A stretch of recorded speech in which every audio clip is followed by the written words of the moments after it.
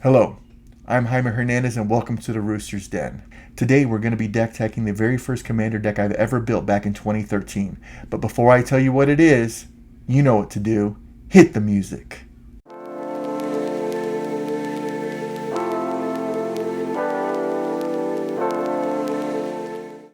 Hello my friends. Today we're going to be doing a deck tech of the Sliver Overlord. But before we go over the deck tech, please remember, if you like what I'm doing, please don't forget to hit like and subscribe. It really helps the channel grow, and I would love to see this channel continue to grow. Alright, back to the deck tech. Sliver Overlord is a 7/7 Wooburg commander that reads, pay 3, search your library for a Sliver card, reveal it, put that card into your hand, then shuffle your library. It also reads, pay 3, gain control of target Sliver. So let me give you a little history lesson on how I got into Magic. Back in 2013, I had a good friend named Gregory Montgomery. He introduced me to the game of Magic via Commander. At first, I would just watch him and his friends play while I was trying to learn the game. Then he would let me borrow some of his decks so I can join in on the fun and learn the game even more.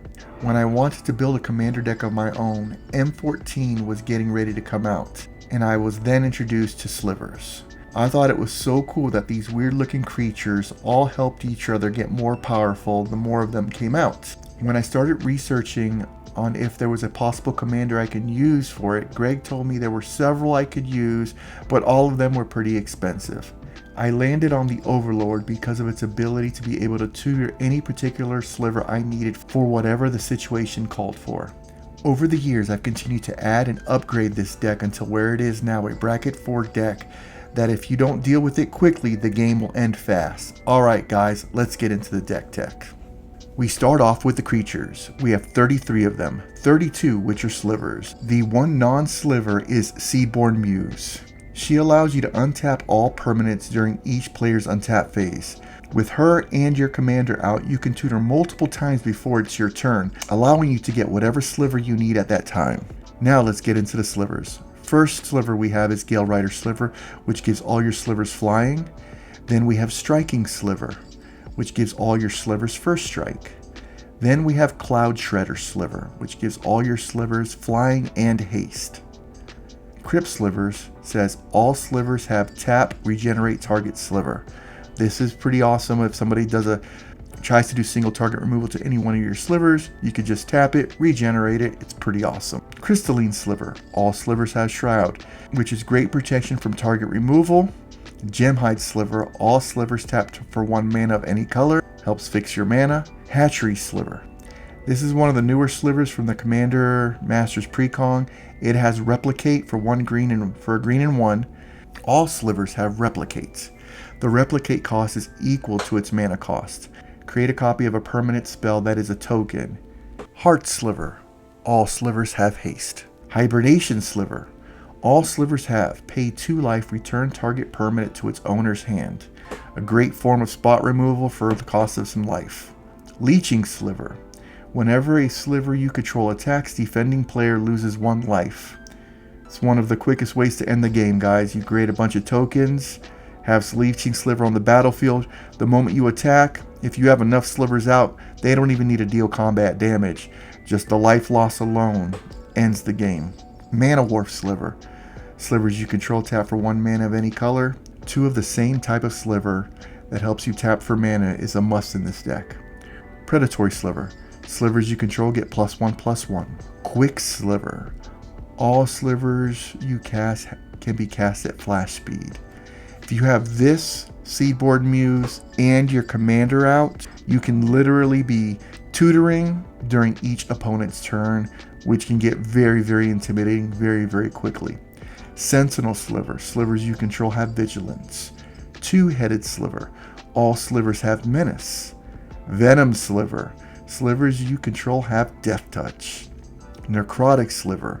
All slivers have pay 3 life, sacrifice this permanent, destroy target permanent.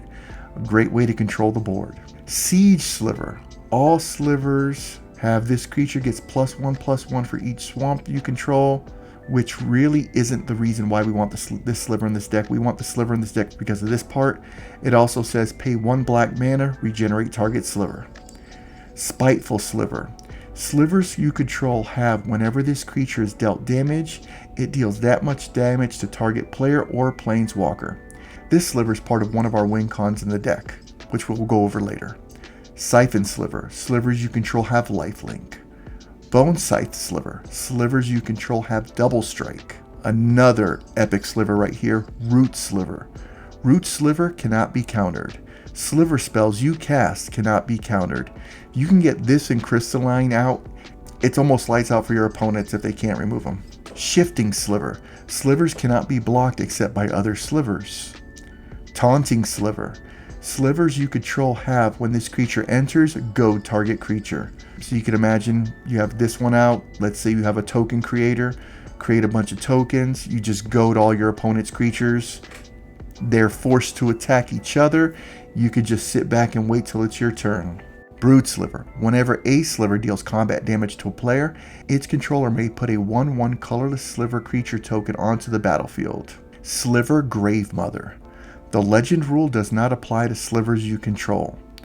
Each sliver has Encore X, where X is its mana cost. Encore. You may exile this sliver from your graveyard. Then for each opponent, create a copy that is attacking that opponent if able. They gain haste, then sacrifice them at the beginning of the next end step. This is another win con. If you've got Sliver Grave Mother on the battlefield and you've got ways to generate lots of mana and you've got some big slivers, let's just say like Sliver Legion, which we'll be talking about soon, you can cast it for its encore cost and things get ridiculous really quickly. Sliver Hive Lord. Slivers you control have indestructible. Sliver Legion. All slivers get +1/+1 for each sliver you control. This is another win con. With this, the more slivers you have on the battlefield, just your board gets exponentially larger. Sliver Queen. Pay to put a 1/1 colorless sliver token onto the battlefield. Synapse Sliver. Whenever this sliver deals combat damage to a player, its controller may draw a card. The First Sliver. Cascade. Slivers you control have Cascade. Constricting Sliver. Slivers you control have when this creature enters the battlefield, you may exile target creature an opponent controls until this creature leaves the battlefield. Another way to control the board. And that's it for the creatures. Now let's go into the sorceries, for which we have 4. The first 3 are Farseek, Nature's Lore, and Cultivate, all which are mana ramp. Then we have Blasphemous Act. It reads, this spell costs 1 less for each creature on the battlefield, so if you're doing things right, you're only paying 1 red. Then Blasphemous Act deals 13 damage to each creature. With this card and Spiteful Sliver on the battlefield, as long as your board is big enough, you deal 13 damage to each one of your slivers in addition to everybody else's creatures. Those slivers each deal 13 damage to target player or planeswalker, which will end the game pretty quick. Next, we go into instants. We have 7 of them. Cyclonic Rift, one-sided board wipe. Mana Drain, counterspell. Deflecting Swat, a redirect spell. Teferi's Protection, protection for your board. Then we have Fierce Guardianship, Force of Negation, Force of Will, all counterspells. This is a very counterspell heavy deck when it comes to interaction. Reason being, you are going to become the target of your opponents very quickly. So you want to have interaction on the board to protect your slivers. Because the only way you're going to win is if your slivers are on the battlefield. Next, we go to artifacts, to which we have 10. First ones are Soul Ring, Arcane Signet, Chromatic Lantern, all of them which are mana ramp. Then we have Herald's Horn. As this card's enter, choose a creature type. We choose slivers. Creatures of the chosen type cost 1 less to cast. At the beginning of your upkeep, look at the top card of your library. If it is a creature of the chosen type, you may reveal it, put it into your hand. And then obviously, so it's just extra card draw. Beginning of your upkeep, if you reveal a sliver, put it in your hand, then you go to your draw set, which is pretty awesome. Patchwork Banner. As this card enters, choose a creature type. Creatures of the chosen type get +1/+1. And this artifact has tap for 1 mana of any color, so it's mana ramp and it's an anthem for all your slivers. Urza's Incubator. As this card enters, choose a creature type. Creatures of the chosen type cost 2 less to cast. Maskwood Nexus. Creatures you control are every creature type. The same goes for spells you control and creatures you own that aren't on the battlefield. Pay 3, create a 2/2 blue shapeshifter creature token with Changeling. The One Ring, card draw. Vanquisher's Banner. As this card enter, choose a creature type. Creatures of the chosen type get +1/+1, and whenever you cast a creature spell of the chosen type, draw a card. Thrumming Hive Pool. Affinity for slivers. This spell costs 1 less for each sliver you control. Slivers you control have double strike and haste. At the beginning of your upkeep, create 2 1/1 colorless sliver creature tokens. Now we go to the enchantments, which we have 8. Training Grounds. Activated abilities cost 2 less to activate. This ability can't reduce the cost to less than 1 mana. So with your commander out and this out, you get to tutor all your slivers for 1 mana. With Sliver Queen, it reduces the cost to 1 as well to create sliver tokens. All the other slivers that we have that have activated abilities, you literally just pay 1 mana versus the 3 or 2 that it normally requires you. It's a great card. Sterling Grove. Other enchantments you control have Shroud. You'll see why, because all of our enchantments are very powerful. Descendant's Path. At the beginning of your upkeep, reveal the top card of your library. If it's a creature card that shares a creature type with a creature you control, you may cast that card without paying its mana cost. Otherwise, put that card on the bottom of your library. It's an amazing card. We reveal the top card. If it's a sliver, we put it on the battlefield for free. If not, we just put it on the bottom, go to our draw step. Rhystic Study, card draw.